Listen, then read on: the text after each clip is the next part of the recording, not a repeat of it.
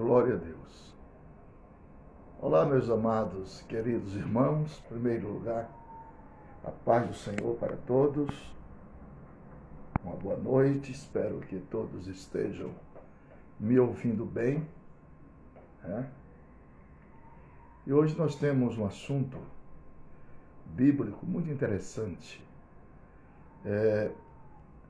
Vamos dar uma palavra para vocês. Preparei aqui um esboço sobre as 7 cartas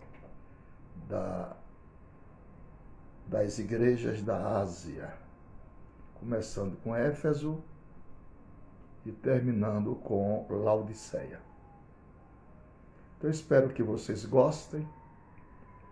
Eu vou falar muito calmo, é só para meditação, para as pessoas que querem aprender, querem acrescentar aquilo que já sabem, mas querem acrescentar uma porção a mais. Então eu vou agora começar esta live com a carta à igreja em Éfeso. E vamos muito baixo o som, não posso fazer nada, meu filho. Já aumentei aqui tudo que tinha para aumentar. Está no último.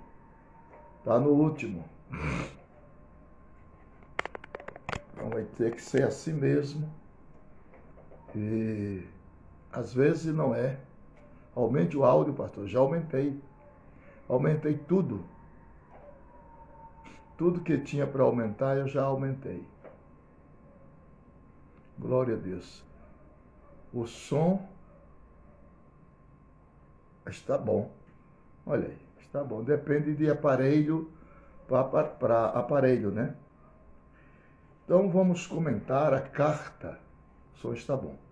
A carta à igreja em Éfeso. Vamos começar por onde devemos começar, né? Carta à igreja em Éfeso e vamos terminar em Laodiceia. Espero não cansar. Tem que ir aqui devagar, porque o assunto é bastante vasto, né? Bastante vasto. Eu não sei se tiro os comentários, fica melhor, ou deixo os comentários. Vocês me deem uma palavra aí. Glória a Deus. Tiro os comentários ou deixo os comentários? E vocês começam agora já a preparar uma caneta, preparar uma folha de papel para... Eu não tenho a caixa de som aqui, meu filho. Eu não tenho a caixa de som. Tirar os comentários. Pronto. Então vamos começar com a carta à igreja em Éfeso. Apocalipse capítulo 2, versículo de 1 a 7. Escreve ao anjo da igreja que está em Éfeso. Isto diz aquele que tem na sua destra as 7 estrelas, que anda no meio dos 7 castiçais de ouro. Eu sei as tuas obras, e o teu trabalho, e a tua paciência, e que não podes sofrer os maus, e pusestes à prova os que se dizem ser apóstolos, e o não são, e tu achastes mentirosos, e sofrestes e tens paciência, e trabalhastes pelo meu nome, e não te cansastes. Tenho, porém, contra ti, que deixastes a tua primeira caridade. Lembra-te, pois, de onde caístes, e arrepende-te, e pratica as primeiras obras. Quando não, brevemente a ti virei, e tirarei do seu lugar o teu castiçal, se não te arrependeres. Tens, porém, isto, que aborrece as obras dos nicolaítas, as quais eu também aborreço. Quem tem ouvidos, ouça o que o Espírito diz às igrejas. ao que vencer, dar-lhe a comer da árvore da vida, que está no meio do paraíso de Deus. Queridos e amados irmãos em Cristo Jesus, esta é a palavra de Deus direcionada à igreja em Éfeso. A igreja de Éfeso era uma igreja dedicada, era uma igreja perseverante, mas a crítica é a seguinte: ela tinha abandonado o seu primeiro amor. A cidade estava num ponto geograficamente admirável, com um dos mais belos portos da Ásia Ocidental. A cidade estava enfeitada com lindos templos, dentre eles o de Dianas, ou Artemis, a deusa da fertilidade. Havia um grande teatro para mais de 30.000 pessoas na cidade de Éfeso. Mas o que é que Éfeso representa dentro do contexto profético e analítico da palavra de Deus? Vamos analisar a carta à igreja de Éfeso pelo método literal, histórico e moral. 3 métodos: literal, histórico e moral. A interpretação literal nós fazemos da seguinte maneira: a palavra Éfeso significa desejável. O pastor daquela igreja chamava-se Timóteo. A igreja recebeu elogios, como sejam: ela rejeitava as heresias, ela era paciente e ela era perseverante. Versículos 2 e 3. A instrução àquela igreja: voltar ao primeiro amor e praticar as primeiras obras. Versículos 4 e 5. Promessa para aquela igreja: direito à árvore da vida. Versículo de número 7. As palavras-chave que nós temos aqui no texto são as seguintes: as 7 estrelas representam os 7 pastores das 7 igrejas nas mãos de Jesus Cristo. Capítulo 1, verso 20. Anda no meio dos 7 candeeiros de ouro. Versículo 1. Os 7 candeeiros representam as 7 igrejas, conforme Apocalipse 1 e 20. Isso significa que Jesus Cristo anda no meio das igrejas e que estas são valiosas para o nosso Deus. Os que a si mesmo se declaram apóstolos e não são os falsos pregadores que nós estamos vendo nos dias odiernos. O primeiro amor, do versículo 4, é o início da experiência cristã, a partir do novo nascimento de João 3, verso 7. As primeiras obras do versículo 5 é o início da vida cristã. Os nicolaítas, do versículo 6, era uma seita que criou uma classe dominante de pessoas que se denominavam sacerdotes. Pregavam a liberdade e criam que o prazer no corpo não afetaria o espírito. Por isso, aceitavam o pecado dentro da própria igreja. Que lamentável. A árvore da vida, do versículo 7, a mesma que Adão e Eva não comeram por preferir a árvore do conhecimento do bem e do mal.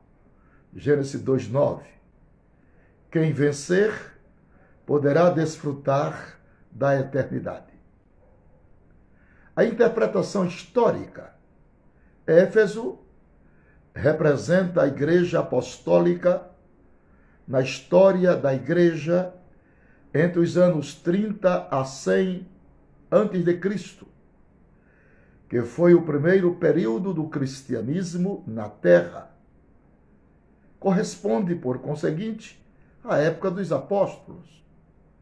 Se dedicavam à sã doutrina, à doutrina de Cristo, um cristianismo puro, fervoroso, cheio de amor, mas que esfriou com o passar do tempo. As cartas pastorais mostram isso, que as igrejas estavam se esfriando. Ainda naquele tempo apostólico. Por isso foi preciso escrever tantas orientações para se manterem, na verdade, retornando ao amor cristão, ao amor verdadeiro. Terceiro ponto, temos a interpretação moral.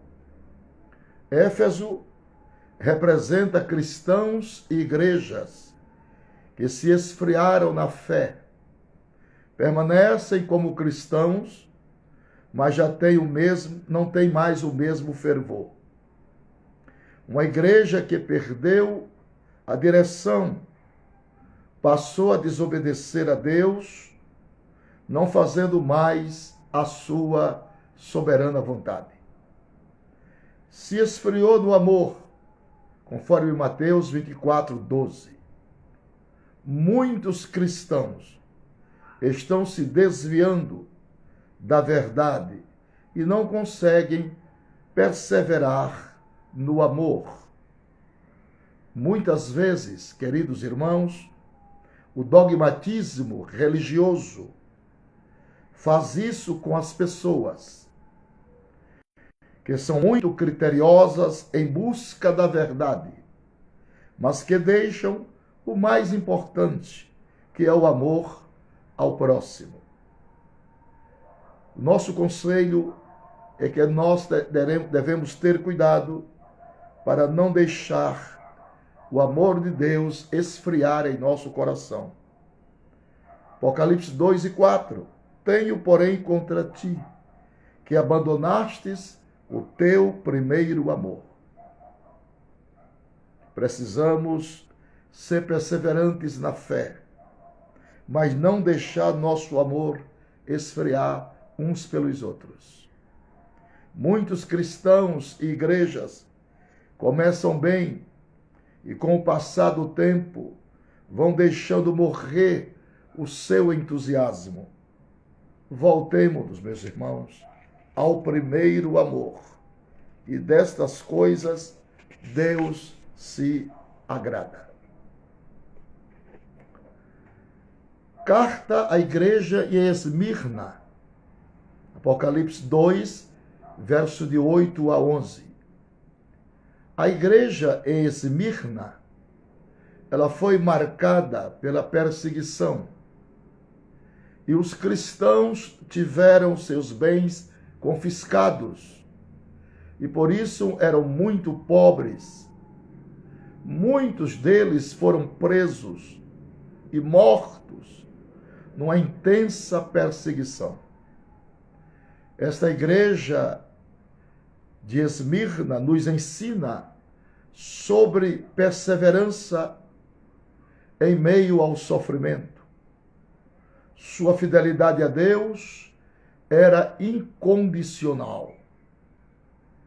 A cidade de Esmirna, onde hoje é a cidade de Izmir, na Turquia, era próspera.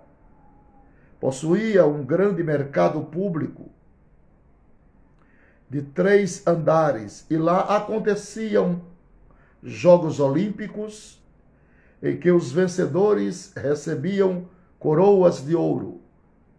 mas a cidade sofreu vários terremotos e sempre se reconstruía. Meus irmãos, qual a mensagem da igreja de Esmirna para nós nesses dias?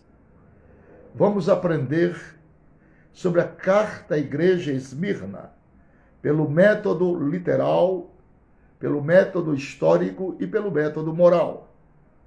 O método literal nos ensina: Esmirna significa mirra.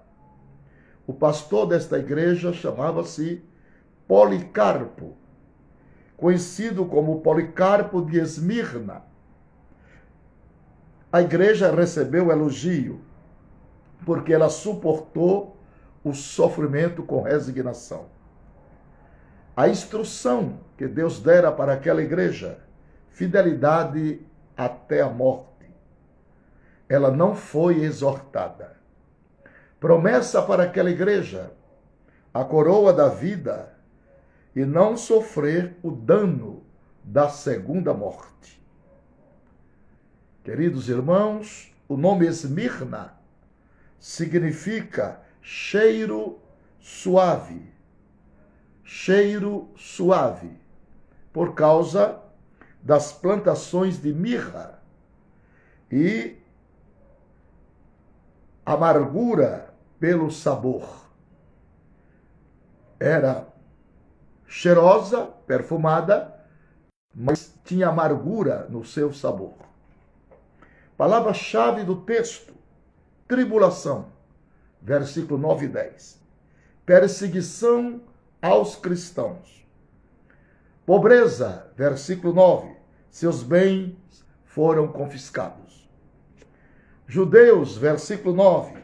Seguidores da lei que estavam dentro da igreja de Esmirna. Sinagoga de Satanás, versículo 9.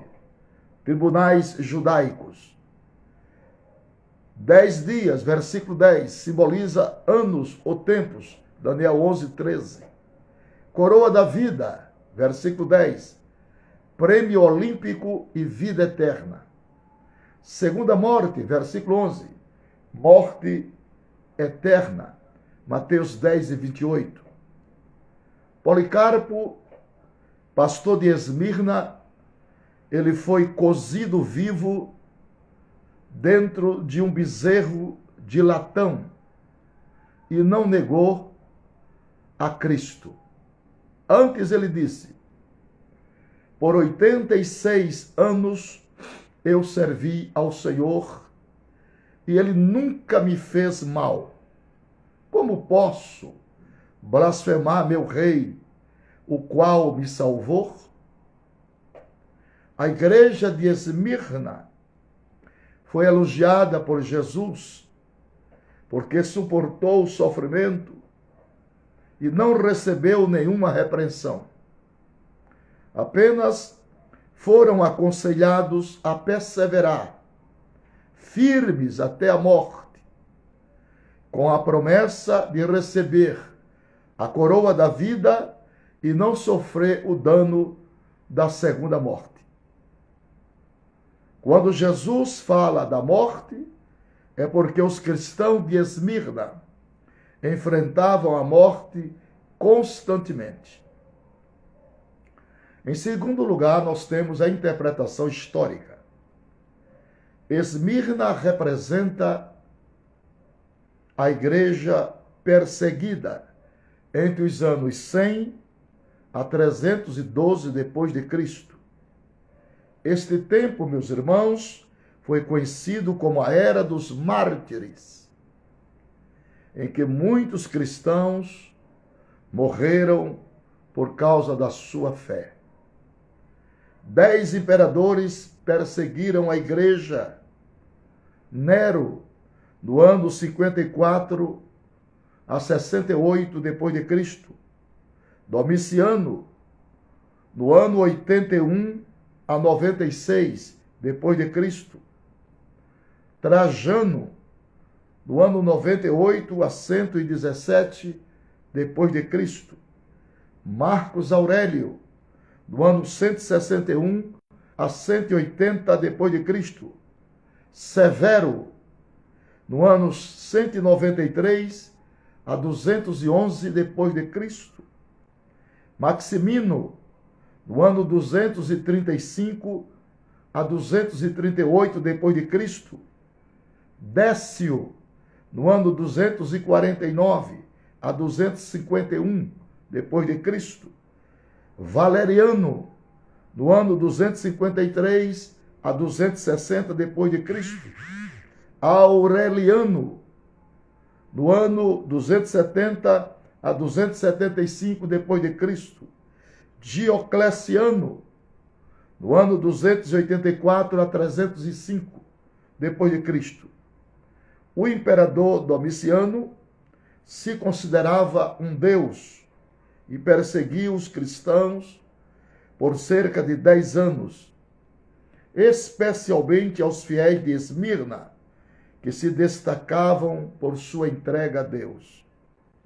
Tanto os 10 períodos de perseguições, como os 10 anos de perseguição por Domiciano, podem ser entendidos como o cumprimento dos 10 dias referidos no versículo de número 10. Essa foi a interpretação histórica. Agora vamos à interpretação moral. Esmirna representa os cristãos que são perseguidos. A igreja perseguida, ela é sofredora por ser fiel a Deus. 1 Timóteo 3:12. Muitas vezes a igreja sofre perseguições internas e externas de duas formas, institucional ou até física. Marcos capítulo 13, versículo de 11 a 13.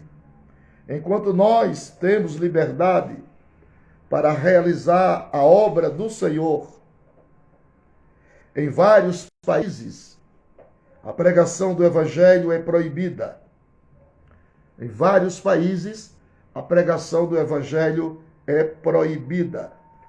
A igreja perseguida hoje, cerca de 20 cristãos são mortos por dia, num total de 7.300 mártires por ano. Então nós concluímos que ainda hoje existe a igreja perseguida. Cristãos são proibidos de pregar o evangelho em muitas nações. Mas até mesmo dentro das igrejas existem as perseguições. Jesus disse que seria para nós uma honra ser perseguido como ele foi. Mateus 5, verso 11 e 12. Os verdadeiros cristãos são perseguidos. Glória a Deus. Carta à igreja em Pérgamo, Apocalipse 2, verso de 12 a 17. A igreja de Pérgamo foi exortada severamente por Jesus Cristo, porque ela aceitou o pecado dentro da igreja e se conformou com as coisas do mundo. O nome Pérgamo significa cidadela. Estava localizada no cume de uma montanha, onde hoje é a cidade de Bérgama, na Turquia. Conhecida por seus muitos templos pagãos e uma grande biblioteca com cerca de 200.000 rolos de livros. A palavra pergaminho é em referência aos livros de Pérgamo. Qual a mensagem à igreja de Pérgamo? Vamos agora analisar a carta da igreja em Pérgamo pelo método literal, histórico e moral. Pelo método literal, Pérgamo significa fortaleza. O pastor da igreja chamava-se Antipas. Elogio que a igreja recebera: mantém a fé em Cristo. A instrução que a igreja recebera do Senhor: arrependimento da idolatria e imoralidade. Promessa para esta igreja, o maná escondido e um novo nome. Antipas era o provável pastor da igreja, versículo 13. Foi queimado vivo dentro de um bezerro de latão, aquecido até ficar incandescente, semelhante a João.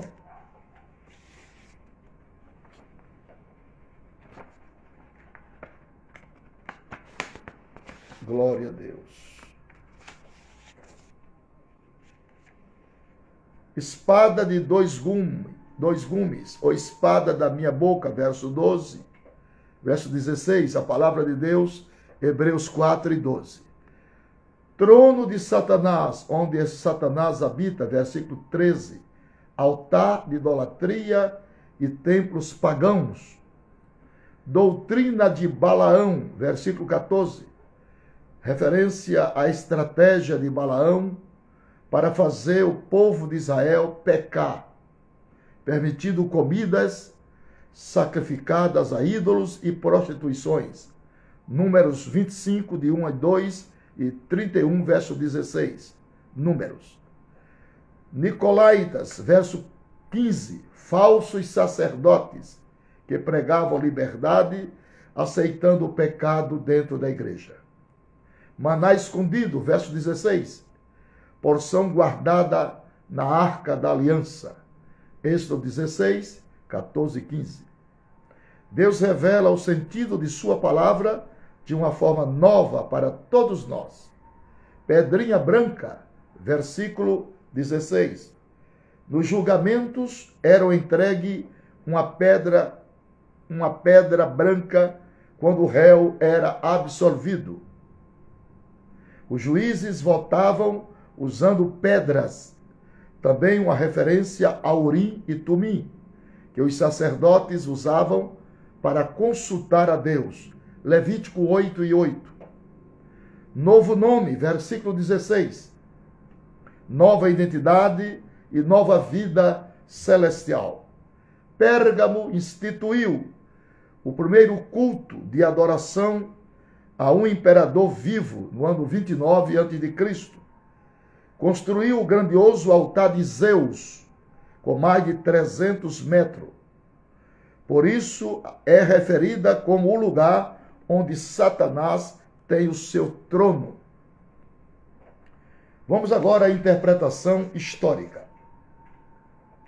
Pérgamo representa a Igreja Imperial dos anos 313 a 590 depois de Cristo. Com a união da Igreja e Estado, o terceiro período do cristianismo, quando o Império Romano estabelece um Papa para liderar todas as igrejas.